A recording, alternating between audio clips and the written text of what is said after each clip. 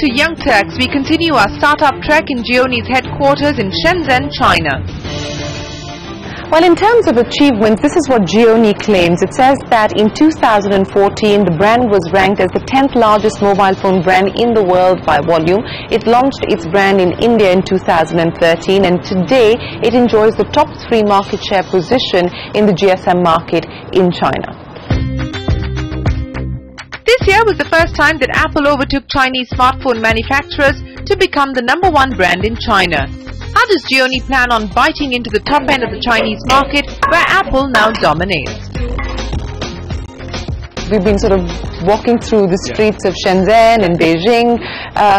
Everyone has an iPhone, or most people have an iPhone. How do you compete with that brand? Because you may be able to do 100 mini megapixels, you may claim to have the world's slimmest phone, but you know, you're not being able to convert people from the iPhone to Gionee, at least in China at this point in time. Yeah, you know, before we called, there are 2 top brands. One is Apple, one is Samsung. Now Samsung will pull it down. Maybe next will be iPhone. Next will be iPhone? I think sometime. How much longer? You can think another 2 or 3 years. Another 2 or 3 years. But that's a huge gap, isn't there, between where the iPhone is, China's the largest market for the iPhone, and the rest of Chinese manufacturers. So what would you do to close that gap? I think now the main gap is not in the hardware, not in the design. Maybe it's ecosystem. So iOS, the user experience is better than Android today.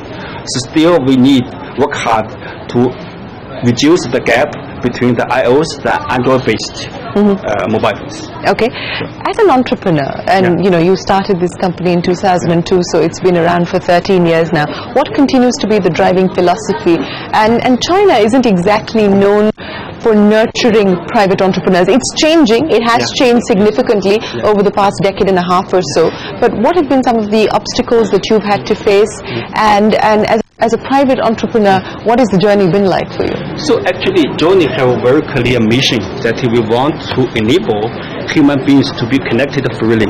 Because today, mobile phone is a connecting hub for everybody to contact with the world.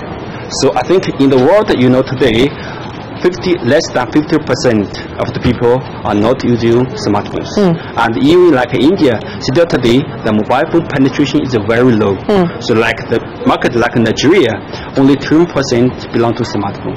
But everybody needs smartphone. So Gionee have the mission, have the responsibility to make more people, they can use value for money products to connect it with the world. And in terms of making smartphones more affordable, I mean, you know, the prices have dropped quite significantly thanks to the kind of competition that's come in from Chinese players like yourself. How much cheaper can they get?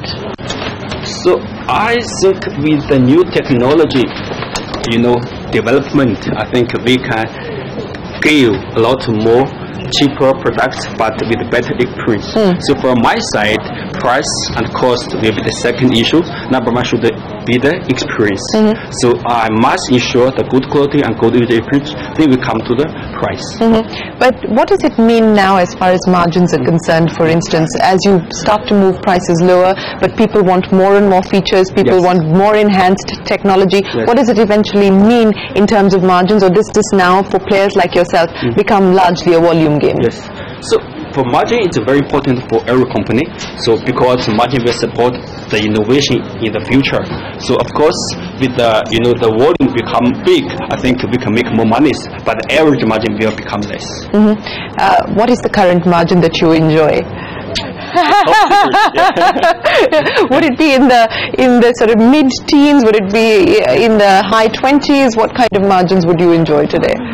Broadly, ballpark. Broadly, I think we can enjoy about 2-digit margins. 2-digit margins, okay. What is going to be driving your strategy over the next 5 years? Number 1 target, I think that in the next 5 years, I think our total annual shipment will reach about 100 million. Okay. Yeah, so this is number 1. Second is we should be very deep in some strategic markets like China, like India, like Nigeria. That means we not only a phone company or brand company, we should also have the ecosystem ecosystem of the mobile internet. Okay. Speaking of that strategy and speaking of going deeper into the Indian market, why have you chosen not to go the e-commerce retail route, which is something that most of your competitors are doing?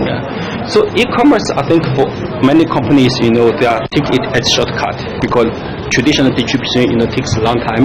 But from my side, that today e-commerce is less than 10% in India, and also a lot of markets, the delivery and the payment is the bottleneck.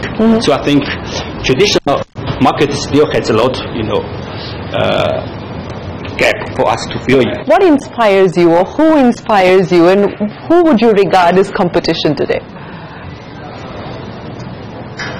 My personal belief.